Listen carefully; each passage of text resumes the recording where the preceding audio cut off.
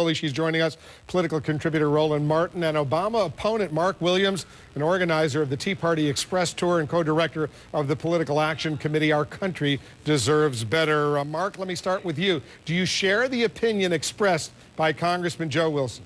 Oh, absolutely, and so many people do. They also share his frustration and his anger.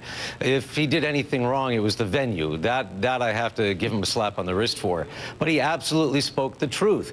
Everybody seems to be leaving one very important thing out of this, and that is the federal courts have spoken with regard to illegal immigrants or illegal aliens getting benefits, especially health benefits. We tried to bar them from doing that in California back in the 90s, and the federal courts slapped us down. Even language specifically excluding them is not going to stand a court battle. So whatever Obama believes, and for that matter, I don't even know what bill he was talking about. Does he have a proposal? Does he have a plan?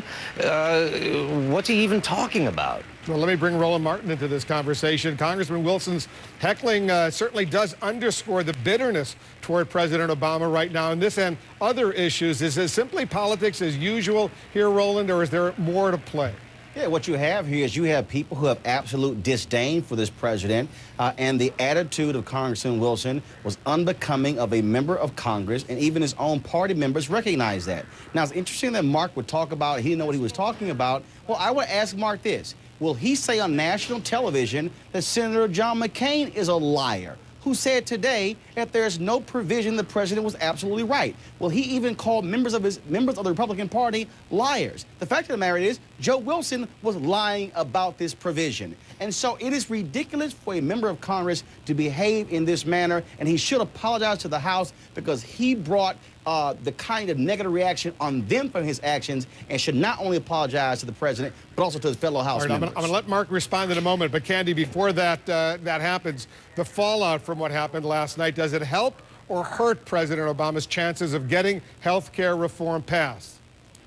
I don't know what it does to his chances of getting it passed. I do know that in these past, 24 hours, certainly it has helped the president, because one of his aims last night, going into this speech last night, there were Democrats thinking, boy, where is he on this? Why hasn't he really taken leadership of it? Why hasn't he hit back against his critics?